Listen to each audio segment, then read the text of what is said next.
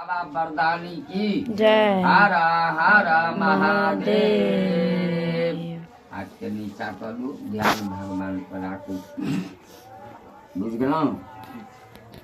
व्यास जी महाराज बोले, श्री सत्यनारायण व्रत कथा पहला अध्याय। एक समय नेमी नारायण तीर्थ शौकान आदि 88,000 ऋषियों मुनि पुराण वेदंग के सूत जी के से पूछ दिए कि जिस समय व्रत अथवा तप से अपना अभीष्ट फल प्राप्त होता है उसको हमारी सुनने की इच्छा होती है। जब महर्षि पहुँचलखिन, कहलखिन हे महर्षि, आप हमसे कहिए कि सूत जी फिर से बोल दिए कि एक समय नारद जी ने इसी प्रकार लक्ष्मीपति श्री विष्णु भगवान से पूछा था कि विष्णु भगवान ने देवर्षि नारद जी से जिस प्रकार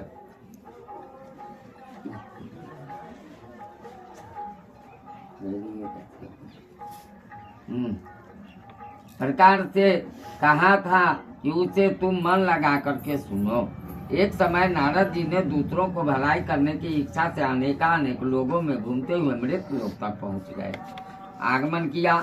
यहाँ आकर के अनेक योनियों में उत्पन्न होने वाले समस्त मनुष्यों के तरह तरह के कलेशों से दुख कैसे दूर होगी हे नारायण। कहलखिन ठीक है। तकर बाद इन प्राणियों को दुख कैसे ठीक होगा, किस प्रकार से नाश हो, दुख कष्ट हट जाए। कहलखिन ठीक है। तत् नारायणम देवम शुक्लवर्णम चतुर्भुजम शंख चक्र गदा पद वनमाला विभूषितम। कहलखिन वहाँ श्वेत वर्ण 4 भुजाओं वाले देवों ने इस नारायण के जिसने हाथों से शंख चक्र गदा और पद तथा वनमाला पहने हुए हैं देख करके स्तुति करने लगे। नारद जी बोल दिए कि हे भगवान, आप अत्यंत शक्ति से संपन्न हैं तथा वाणी भी आपको नहीं पा सकता है कोई। आपका आदि मध्य और अंत नहीं है। निर्गुण स्वरूप होते हुए अंत गुणों के आगर हैं। संपूर्ण सृष्टि अद्भुत भक्तों को दुख नष्ट करने वाले हैं। बोलिए प्रिंस सत्यनारायण भगवान की। आपके लिए मेरा नमस्कार है।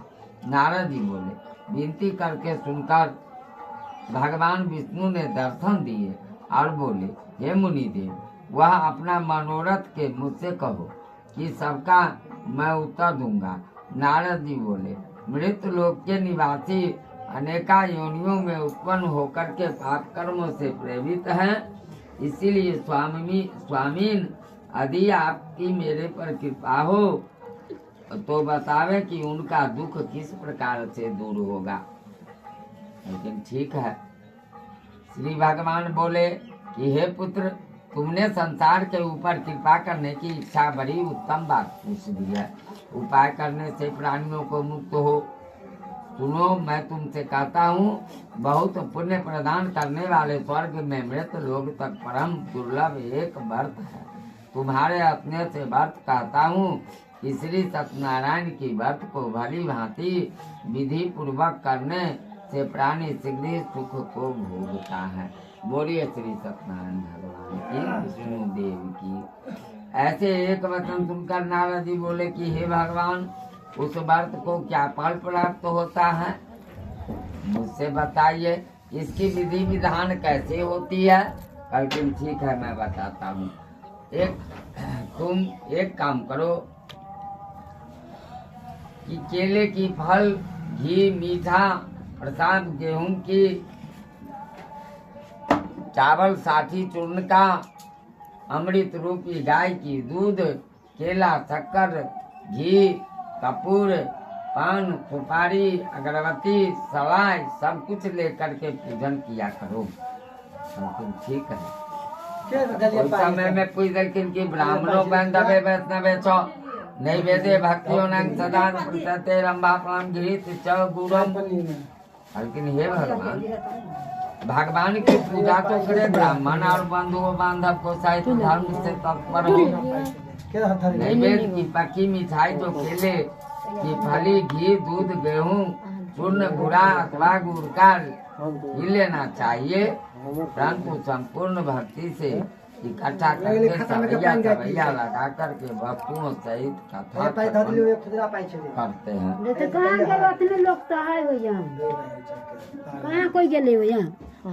ठीक है, शांति, ओम शांति।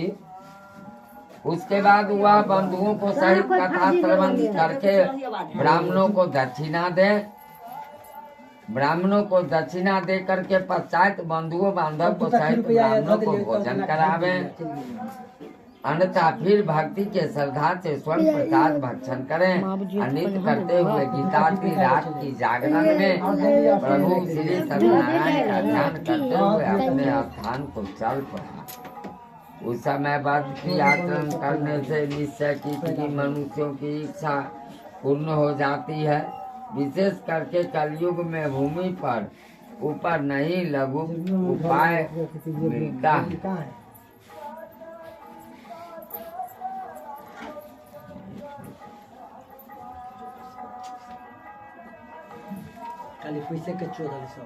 सूत जी महाराज बोले, ऋषियों जितने समय से यह व्रत किया है वह बताऊंगा। सुंदर काशीपुर नगरी में अति निर्धन ब्राह्मण रहते थे।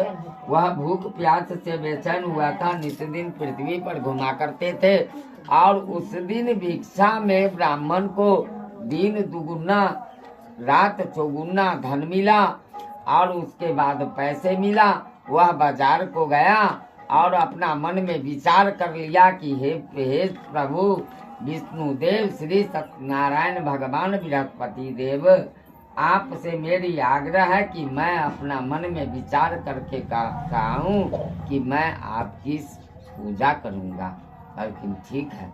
उसी समय में बहुत सी धनवान लोग रहते थे। उस नगर में जो गए उस दिन ब्राह्मण को दिन दुगुना रात चौगुना पैसे मिला और धन मिला।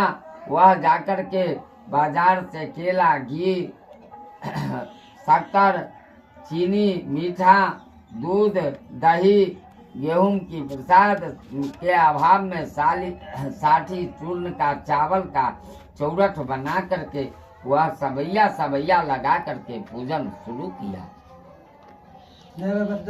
उसके बाद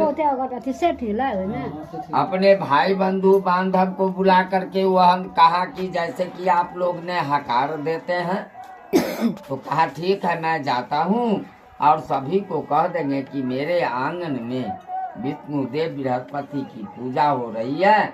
वहाँ जाकर के सब देखा कीजिए। भाई बंधु माए बहन सबों से मेरी आग्रह है कि पहुँचे और जाकर के उनकी प्रसाद अमृत रूपी चरणामृत जाकर के भक्षण करें। ठीक है।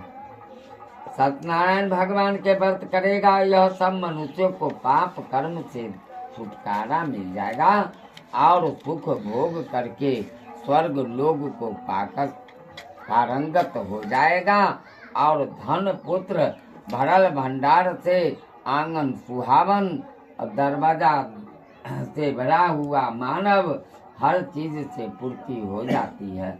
बोलिए श्री सत्यनारायण भगवान की। कहा कि यह सुनिए, जिसने इस व्रत को किया है वह सुनो। एक समय ब्राह्मण धन और शर्त के अनुसार बंधु बांधव को साथ व्रत करने के लिए उधप हुआ। उसी समय में एक लकड़ीहारा लकड़ी बेचने आ गया। माथे पर लकड़ी रख कर के वह कंचनपुर नगर में बहुत सी धनीमान लोग रहते थे। वह नगर में गए और लकड़ी को बेच करके उस समय वो लकड़ी को बेचने जो गए तो उनको सवैया धन और पैसे पर्याप्त मिला। उसी से अपना मन में संकल्प किया कि मैं भी ब्राह्मण के घर में देव बृहस्पति की पूजा देख करके आया हूँ। मैं भी जाकर के बाजार से हर कुछ समय खरीद करके आप भगवान की सेवा करूँगा। लेकिन ठीक है।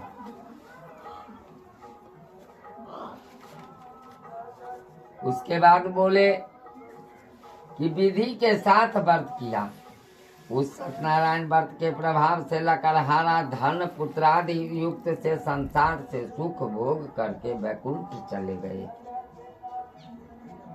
जिस समय वो वैकुंठ चले गए तो सत्यनारायण भगवान की बार तो उस समय वहाँ पर एक साधु वैष्णव आया, जिसके पास आकर के बहुत प्रकार का धन मिला। नौका के किनारे ठहरा और राजा के पास गया और व्रत करते हुए देख विनय के साथ पूछने लगा, हे राजन, भक्ति युक्त को